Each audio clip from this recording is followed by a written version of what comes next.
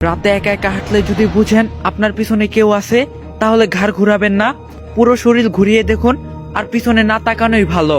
ঘরে, মসজিদে বা বিছানায় সাপ দেখলে প্রথমে মারবেন না, চলে যেতে বলবেন, কারণ জিনেরা সাপের রূপ ধারণ করতে পছন্দ করে।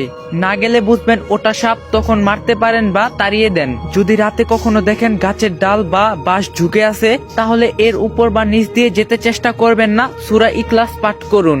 গভীর রাতে ঘরের বাইরে থেকে কেউ ডাকলে সাড়া দিবেন না, 3 বার ডাকলে সতর্কতার সহিতে বের হন।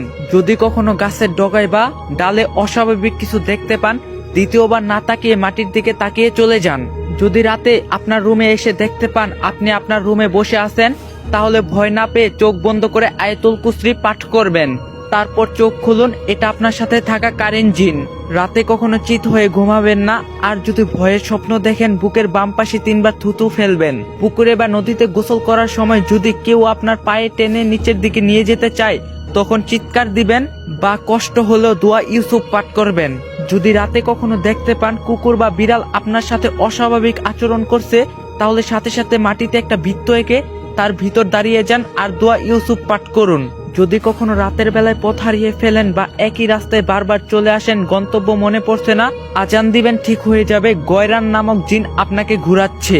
রাতের ঘুমের মধ্যে যদি দেখতে পান আপনার বুকে কেউ ভর করে আসে, তাহলে চিৎকার দিবেন না, লাভ নেই, কারণ আপনার চিৎকার কেউ শুনতে পাবে না। আপনার জানা কোনো সূরাত বা আয়াত পাঠ করুন। মরা মানুষের আত্মা আপনার সামনে ঘুরে বেড়াচ্ছে, এমন সময় কিছু ঘটলে ভয় না পেয়ে আয়াতুল কুরসি পাঠ করবেন।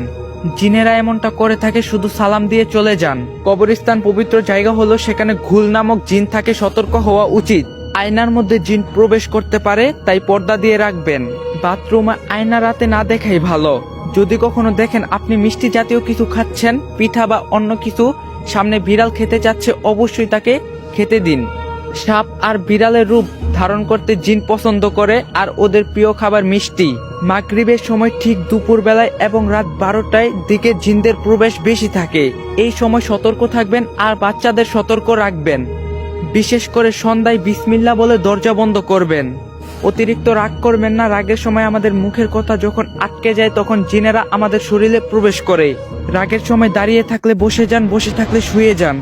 বাথরুমে যাওয়ার সময় দোয়া পরে বাম পা আগে দিয়ে ঢুকবেন, কারণ বাথরুমে খুবুশি খাবাইশ নামক পুরুষ ও নারী জিন থাকে। ভিডিওটা একটু বেশি বেশি করে কপি লিঙ্ক করে দেন। আর আপনারা যদি ভূতের স্টোরি পছন্দ করেন অবশ্যই কমেন্টে বলবেন, তাহলে ভূতের স্টোরিও আপলোড দিমু।